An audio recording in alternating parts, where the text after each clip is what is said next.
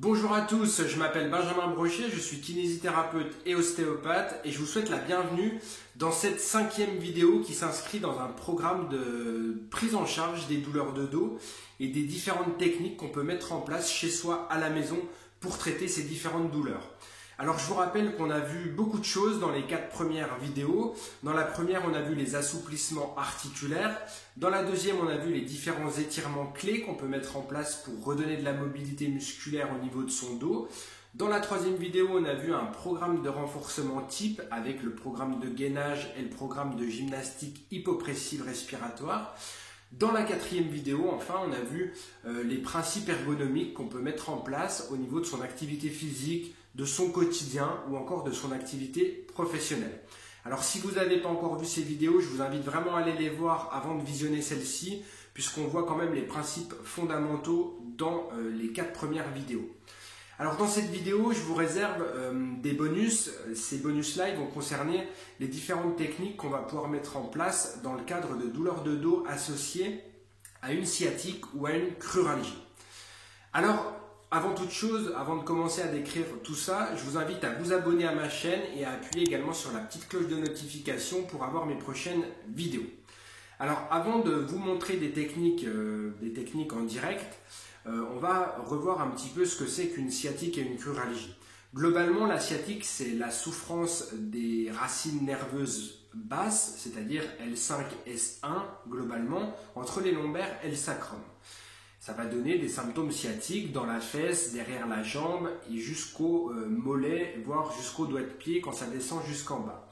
Et puis la cruralgie, qui est un petit peu plus rare mais beaucoup plus douloureuse, elle a une symptomatologie de souffrance des racines nerveuses un petit peu plus haute, c'est pour ça qu'elle est un petit peu plus rare, plutôt L3, L4 globalement, parfois même un petit peu plus haut. Elle va plutôt faire mal dans le pli de l'aine, face antérieure de la cuisse, au niveau du genou et parfois ça peut descendre au niveau de la face antérieure du tibia. C'est deux symptomatologies différentes qui sont occasionnées par des conflits au niveau du dos. Pour la suite des exercices, il faut que vous sachiez, vous, quel est votre conflit. Est-ce que vous avez une hernie discale ou est-ce que vous avez de l'arthrose? C'est les deux gros principaux conflits. Si vous ne savez pas ou si vous n'avez ni l'un ni l'autre, dirigez-vous plus vers une prise en charge en extension. Vous verrez que les deux grandes prises en charge qu'on va voir, c'est la prise en charge en flexion ou en extension.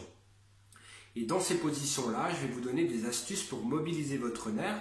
Donc pour la sciatique, le nerf sciatique, pour la cruralgie, le nerf crural. Il faut que vous ayez à l'esprit une chose très importante, c'est le phénomène de centralisation ou de périphérisation. La centralisation, c'est-à-dire que si vous faites les exercices correctement et qui vous sont adaptés à vous, vos douleurs vont avoir tendance à se centraliser au niveau de votre dos. C'est-à-dire que si vous avez une sciatique et que pendant les exercices vous avez plus mal dans la jambe mais mal dans le dos, c'est plutôt bon signe. En revanche, si vous avez un phénomène de périphérisation pendant les exercices, c'est-à-dire si vous n'avez quasiment plus mal au dos, mais vous avez beaucoup de fourmillements, beaucoup de douleurs dans la jambe, c'est mauvais signe et c'est qu'il faut arrêter l'exercice ou que l'exercice ne vous est pas approprié. Donc retenez bien que la centralisation doit être présente pendant les exercices, c'est que l'exercice est bien réalisé, qu'il vous est adapté. Si par contre vous avez un phénomène de périphérisation, c'est que soit l'exercice est mal fait, en mouvement, en intensité, ou alors que l'exercice ne vous est tout simplement pas approprié et qu'il ne faut pas l'effectuer. Alors, déterminez tout de suite quel est votre profil. Arthrose, on va plutôt faire une rééducation en flexion, parce que tout simplement l'arthrose entraîne une diminution du diamètre par lequel sort le nerf sciatique, et du coup la flexion va augmenter le diamètre de ce trou par lequel sort le nerf sciatique. Du coup, ça va entraîner une libération déjà, la flexion du nerf sciatique ou du nerf crural. Si par contre vous avez une hernie discale, eh bien la plupart des hernies discales se traitent par l'extension. Je vous invite d'ailleurs à aller voir la vidéo que j'ai effectuée sur ma chaîne YouTube. Et du coup, on va se placer plutôt dans l'extension pour traiter la sciatique ou la cruralgie, puisqu'on va d'abord mettre le rachis vertébral dans une position où on va pousser la hernie discale de là où elle vient. Donc on va déjà faire une prélibération de la racine nerveuse qu'on va pouvoir ensuite travailler. On passe tout de suite ensemble à la pratique et on commence par la sciatique.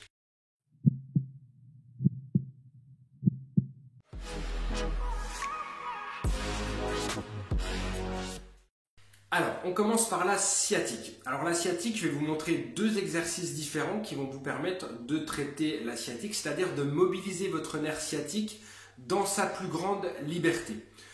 Donc, il va y avoir des exercices en flexion et des exercices en extension. Je me répète, je vous l'ai déjà dit tout à l'heure, mais en extension, c'est si vous avez une hernie discale, c'est-à-dire qu'on va pousser la hernie discale dans une extension lombaire et ensuite on va pouvoir mobiliser notre racine nerveuse du sciatique qui sera libre puisque la hernie sera repoussée à l'intérieur du disque.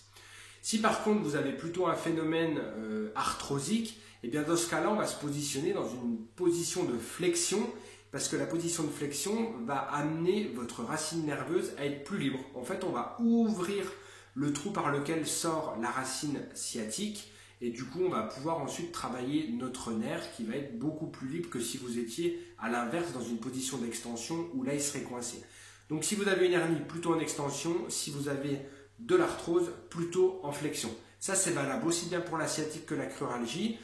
Alors là je vais vous montrer plusieurs exercices. On va commencer par des exercices de libération musculaire de l'ensemble du sciatique et ensuite je vous montre les techniques de mobilisation du nerf.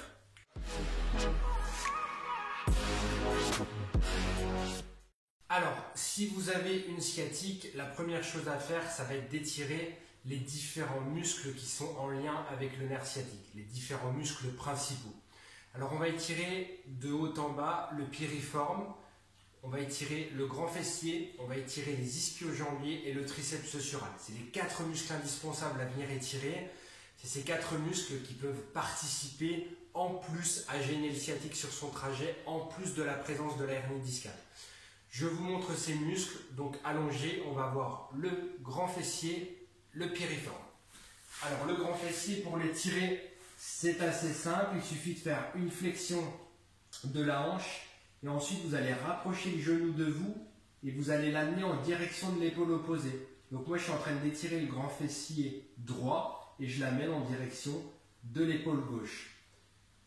Vous devez sentir normalement une douleur sur le grand fessier, une douleur de tension. Pour certains, parfois, il y a une douleur prématurée au niveau du pli de l'aine par un conflit de hanche. Dans ce cas-là, vous pouvez appuyer un petit peu en compression pour retarder ce conflit. Donc, compression dans l'axe du fémur. Vous maintenez 15 secondes et vous réalisez l'exercice à peu près 3 fois avec 10 secondes de repos à chaque fois. Le piriforme, on l'a vu dans la vidéo 2, je vous le remontre. Il suffit de positionner tout simplement la cheville sur la jambe opposée. Vous mettez les mains de part et d'autre du genou et vous rapprochez.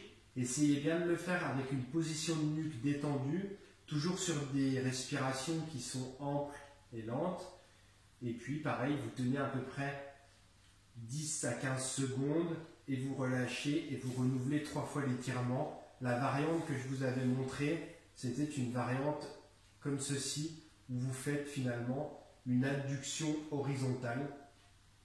Sachant que personnellement, je préfère le premier exercice que je vous ai montré, mais pour une raison ou une autre, vous êtes peut-être amené à ne pas pouvoir le faire, donc vous pourrez réaliser celui-ci. Je vous montre les deux exercices en position debout. Alors, il y a les ischio-jambiers également qu'on va étirer. Donc pour ce faire, on pose le talon sur une chaise par exemple et on va effectuer une avancée du corps tout en ayant le dos droit en direction du genou, ce qui doit entraîner une tension des ischios en arrière du genou et en arrière de la cuisse.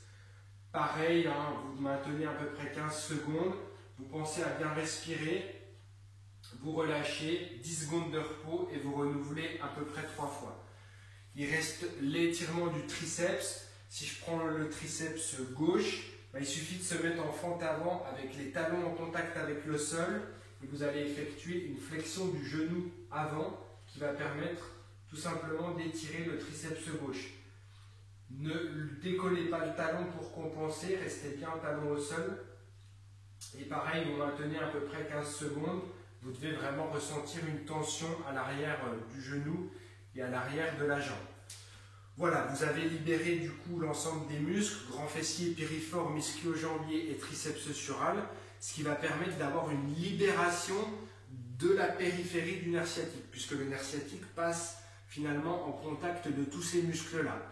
Ensuite, on va faire glisser l'ensemble du nerf sciatique dans les techniques que je vais vous proposer, et bien, par rapport à votre colonne vertébrale et par rapport à tout ce système-là qu'on vient de détendre. A tout de suite.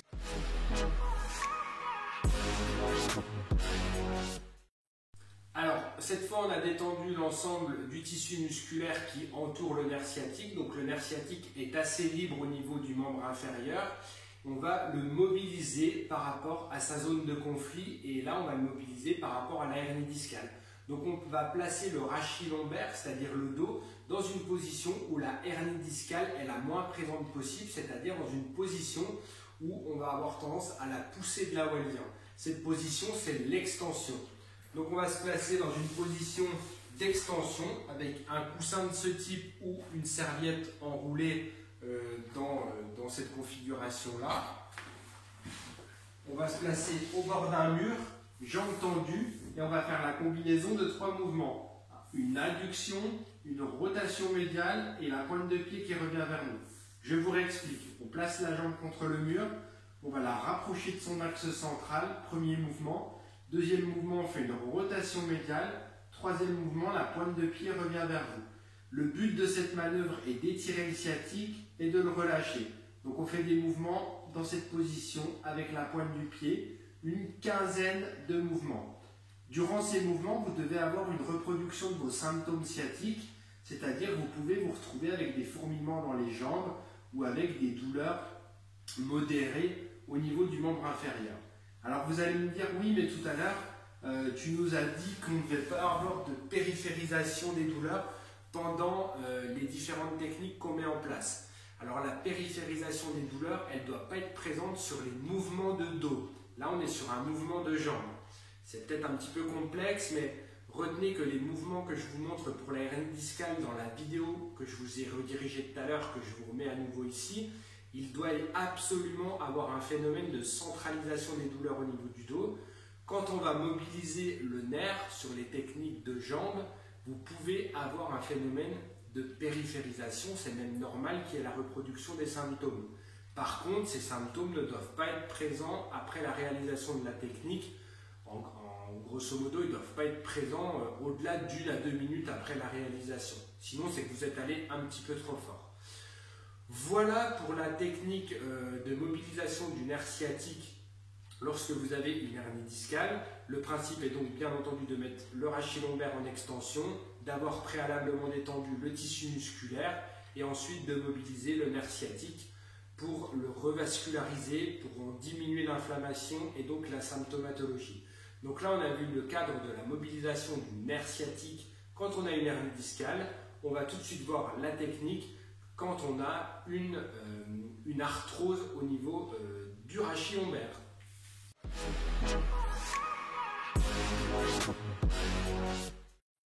Alors, dans le cadre d'arthrose au niveau du rachis lombaire, cette fois-ci, eh bien, c'est à peu près la même chose à une chose près. La même chose puisqu'on va bien détendre le tissu musculaire, grand fessier, piriforme, ischio-jambier et triceps, tout comme on l'a fait pour les hernies discales. Ensuite, on va mobiliser le nerf dans la même position de jambe, c'est-à-dire extension de jambe, rotation médiale et la pointe du pied qui revient vers vous. Sauf que cette fois-ci, on va avoir nos lombaires en flexion. En pratique, on fait les étirements musculaires comme je vous les ai montrés tout à l'heure et ensuite on mobilise l'autre nerf. Donc pour mobiliser le nerf, il suffit de mettre la jambe en extension, rotation médiale, on remonte la pointe du pied. Nos lombaires sont bien en flexion puisqu'on est en position assis et on va venir faire des mouvements comme ceci. Si ça ne tire pas suffisamment, vous rapprochez votre jambe du centre, vous accentuez la rotation médiale de votre pied vers l'intérieur et vous remontez. Et vous devez avoir une sensation d'étirement du nerf sciatique. Je vous le répète, le nerf sciatique ne s'étire pas en posture parce que sinon on crée des lésions. Il faut toujours avoir de la mobilité. On n'est pas sur un étirement musculaire, on est sur un étirement neurologique et du coup il faut de la mobilité permanente. On étire, on revient. On étire, on revient. Voilà. En termes de nombre, tout comme dans le cadre de la hernie discale, à peu près 15 à 20 fois et vous stoppez. Et ensuite, vous passez aux différents exercices qu'on a vus sur les premières vidéos. Voilà pour la mobilisation du nerf sciatique à visée de diminution des symptômes, que ce soit dans le cadre de la hernie discale ou de l'arthrose. C'est exactement le même protocole, sauf que dans la hernie discale, je vous le rappelle, on est dans une extension des lombaires qui est permise par le coussin ou une serviette bien enroulée. Et dans le cadre de l'arthrose, eh bien, on est dans une flexion des lombaires. Et là, on peut le faire dans une position assise. On passe donc à la cruralgie.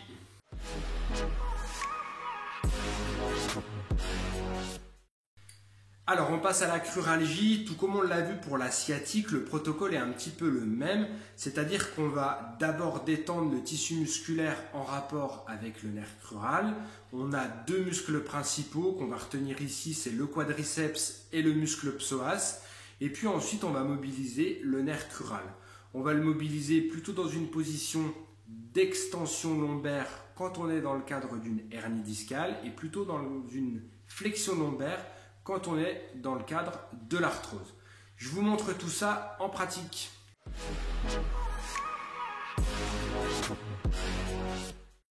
Alors, je vous montre d'abord le muscle quadriceps qui est le muscle antérieur de la cuisse. Pour ce faire, on va se placer en position debout. On peut également l'étirer allongé, mais je pense que si vous avez une cruralgie, vous supporterez beaucoup mieux l'étirement debout que allongé. Position debout, on vient attraper si c'est possible votre talon. Si ce n'est pas possible, vous venez juste mettre les doigts dans la chaussette. Et puis ensuite, on va faire une flexion de genou pour amener le talon en direction de la fesse. On doit ressentir une légère tension, plus ou moins importante au niveau de la cuisse. On maintient 15 secondes et on relâche. Et ça, vous l'effectuez comme les étirements que je vous montre à chaque fois, à peu près 15 secondes, 3 fois. Et vous espacez de 10 secondes de repos entre chaque série. On passe au psoas en position à genoux. Alors le psoas, pareil, je vous l'ai montré dans la vidéo 2, je vais passer assez vite. On se place en position qu'on appelle chevalier servant. On va étirer le psoas à gauche. On effectue tout simplement en gardant le dos droit une flexion de ce genou pour entraîner une ouverture de la hanche ici par rapport à la région abdominale. Et on maintient à peu près 15 secondes également. On peut ressentir une légère tension intérieure, mais le psoas, on ne ressent pas toujours l'étirement comme on pouvait le sentir pour le quadriceps. Et ensuite, on revient. Pensez toujours à bien garder les lombaires droites, puisque ce muscle s'attache sur la région lombaire. Et si vous venez trop compenser comme ça, vous ne l'étirez pas. Donc vous restez bien droit.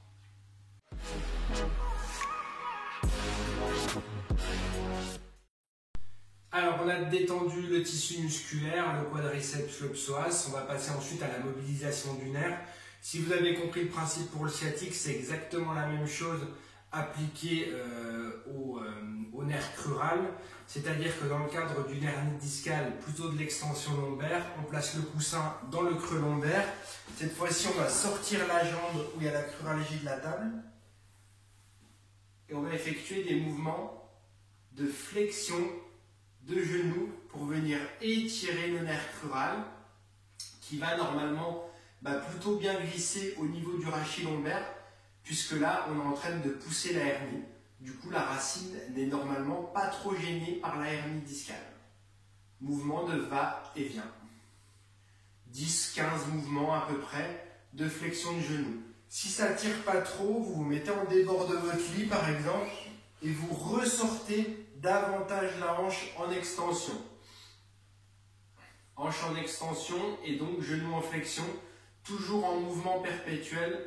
Comme je vous l'ai dit tout à l'heure, on ne reste pas en étirement statique pour les nerfs. Voilà, exactement la même chose, mais vous le faites de façon assise pour de l'arthrose. Vous engagez donc les lombaires en flexion et vous effectuez donc davantage d'extension de hanche et des flexions de genoux, comme ceci.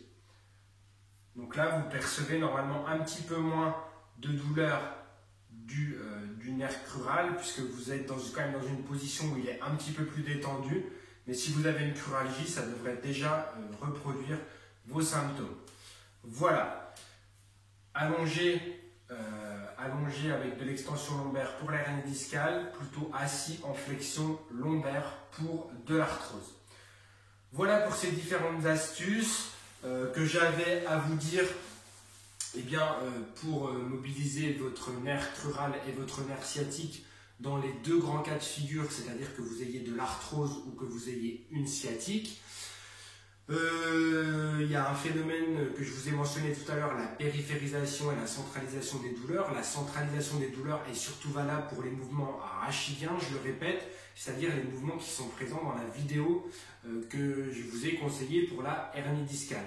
Tout ce qui va concerner la mobilisation des nerfs, comme on vient de le voir, vous avez forcément une périphérisation des douleurs qui doit rester très modérée et qui ne doit pas se poursuivre longtemps après la réalisation de l'exercice proposé.